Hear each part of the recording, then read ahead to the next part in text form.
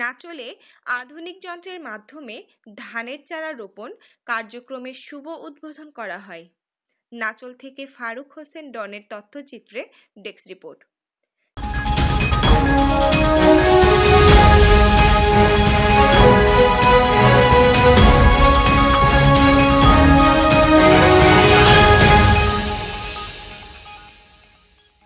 চাঁপাইনবাবগঞ্জের নাচলে কৃষি প্রণোদনার আওতায় 2024-2025 অর্থ বছরে বোরো ধানের সমলয়ে চাষাবাদে ব্লক প্রদর্শনী স্থাপনের নিমিত্ত কৃষি প্রণোদনা কর্মসূচির আওতায় রাইস ট্রান্সপ্লান্টার যন্ত্র দ্বারা ধানের চারা রোপণ কার্যক্রমের শুভ উদ্বোধন করা হয়।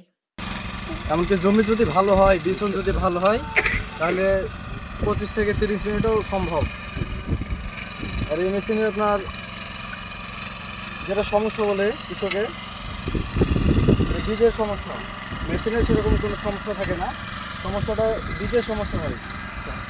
চারাতে এখানে এই চারাতে পদ্ধতিতে একটা নির্দিষ্ট আপনার গ্যাপ মেনটেন করছেন এবং পানি দেওয়ার একটা নির্দিষ্ট পদ্ধতি মেনটেন করছেন এবং এই চারাটাকে আপনার পরিচর্যার একটা নির্দিষ্ট পদ্ধতি আপনারা অনুসরণ করছেন। সেই ক্ষেত্রে এখানে কিন্তু অনেক গরিব মানুষ আছে যে বুধবার দুপুর 12টায় নাচল কৃষি সম্প্রসারণ অধিদপ্তরের বাস্তবায়নে উপজেলার সদর ইউনিয়নের পীরপুর সাহানাপাড়া বাগরাইল 9 নম্বর ব্লকে আনুষ্ঠানিকভাবে ধানের চারা রোপণের উদ্বোধন করেন অনুষ্ঠানের প্রধান অতিথি উপজেলা নির্বাহী অফিসার নীলুফা সরকার। উদ্বোধনী অনুষ্ঠানে সভাপতিত্ব করেন নাচল উপজেলা কৃষি সম্প্রসারণ অফিসার আব্দুন নূর। বিশেষ অতিথি ছিলেন সদর ইউনিয়ন পরিষদের চেয়ারম্যান শফিকুল ইসলাম, 7, 8, 9 নম্বর ওয়ার্ডের সংরক্ষিত মহিলা সদস্য নাজিরা পারভীন। এছাড়াও উপসহকারী কর্মকর্তা আব্দুর রাকিব, রুহুল আমিন সহ কৃষি অফিসের কর্মকর্তা কর্মচারীরা উপস্থিত ছিলেন। সরজমিনে গিয়ে দেখা গেছে রাইস ট্রান্সপ্লান্টারের মাধ্যমে চারা রোপণ করতে ড্রাইভার ছাড়া আর কোনো শ্রমিক লাগে না। তবে 600 টাকা খরচে 1 বিঘা জমিতে ধান লাগানো যায় বলে জানান রাইস ট্রান্সপ্লান্টার চালানো ড্রাইভার। এই পদ্ধতিতে ধান বীজ রোপণ করায় কৃষকদের সাশ্রয় হচ্ছে প্রতি একর জমিতে প্রায় 3000 টাকা।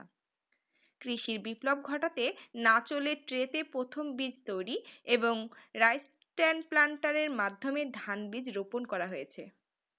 যান্ত্রিক পদ্ধতিতে চারা রোপণ 2.0 থেকে 2.5 সেন্টিমিটারের মধ্যে সীমিত শিকড় দ্বারা আবদ্ধ মাটিযুক্ত। তবে বিশেষ ধরনের চারা উৎপাদনে এক ধরনের প্লাস্টিক ট্রে অথবা পলিথিন শীটের ওপর বিশেষ ব্যবস্থায় প্লাস্টিক ট্রে ও পলিথিন ম্যাট পদ্ধতিতে তৈরি করতে হয় বীজতলা।